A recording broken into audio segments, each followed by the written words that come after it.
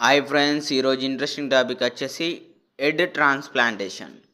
ఎడ్ transplantation అనేది ఇప్పుడు నవయుగం అంటే నేటి జనరేషన్కి న్యూ టెక్నాలజీగా ఇంట్రొడ్యూస్ అయింది.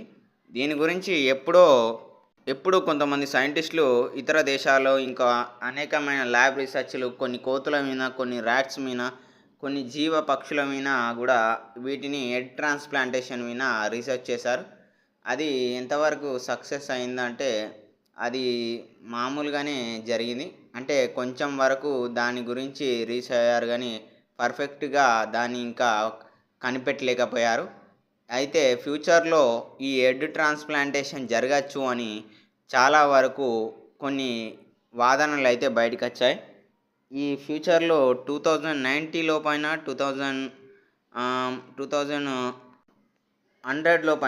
2100 లోపైన ఈ యొక్క ఎడ్ ట్రాన్స్‌ప్లాంటేషన్ టెక్నాలజీ అనేది అప్పుడు సాఫ్ట్‌వేర్ అనేది డెవలప్ అవ్వచ్చు. దీని గురించి అనేకమైన రీసెర్చ్‌లు కూడా జరగచ్చు. అయితే మనకు తెలిసి హిందూ మైథాలజీ ప్రకారం ఈ శివుడు వినాయకుడి తలకాయని ఖండిస్తాడు. పార్వతీదేవి స్నానం పోతే కాపలాగా వినాయకుడు ఉంటాడు. అప్పుడు శివుడు వినాయకుడు దగ్గరికి రావడం జరుగుతుంది. వినాయకుడు ఇటు పోవద్దని ఆ మాత చెప్పిందంటాడు.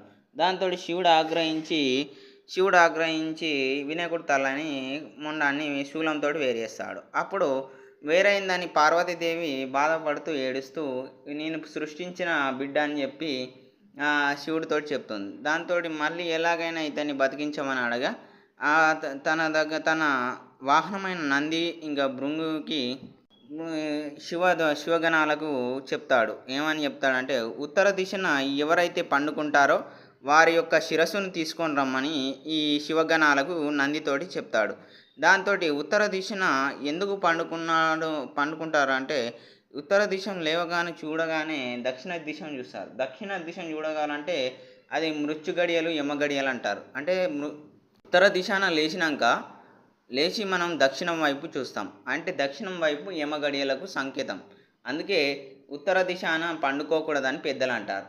ఈ విధంగానే కొన్ని పండుకునేటప్పుడు కూడా నిద్ర సరిగ్గా రాకపోతే ఇలాంటివి చేయకూడదని కూడా అంటారు.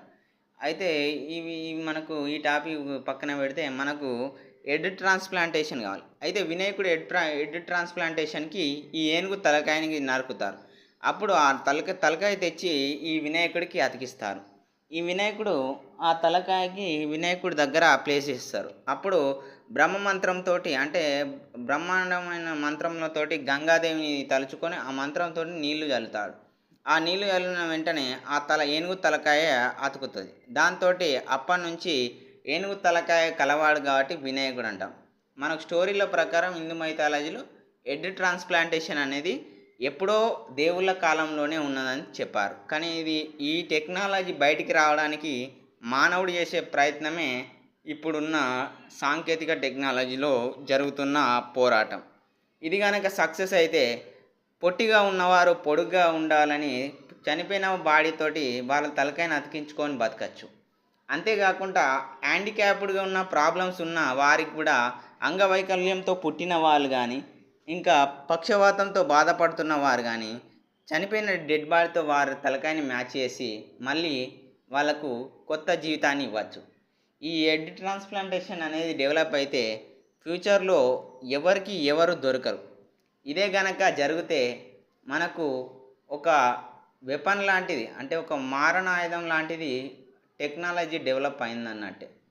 దీని గురించి ఏవేవి టీమ్ రీసెర్చ్ చేస్తున్నాయంటే న్యూరాలజిస్టులు, ఇంకా బ్రెయిన్కి సంబంధించిన శాస్త్రవేత్తలు, ఇంకా బాడీలో ఏ పార్ట్కి ఏమేమి జరుగుతుంది బ్లడ్ సర్క్యులేషన్ చదివినట్టు సైంటిస్టుల టీంలు అందరూ కలిసి ఈ రీసెర్చ్ చేస్తున్నారు.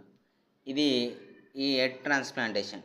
ఈ ఎడ్ ట్రాన్స్ప్లాంటేషన్ ద్వారా బాధపడుతున్న వారి కొంతమందికి సమస్యలు తగ్గించవచ్చు. కానీ ఇది ఎంతవరకు సక్సెస్ అవుతుంది అనేది చెప్పలేం. ఇప్పటివరకైతే ఇది ఒక ఐడియా లాగా మిగిలిపోయింది. మరి దీని గురించి ప్రయోగాలు అయితే జరుగుతున్నాయి. ఎంతవరకు సక్సెస్ అవుతుందో ఫ్యూచర్లో ఏదైనా టెక్నాలజీ రావాల్సిందే. ఇది ఫ్రెండ్స్ ఈ టెక్నాలజీ గురించి నాకు తెలిసిన విషయాలు. Bye friends, bye bye bye.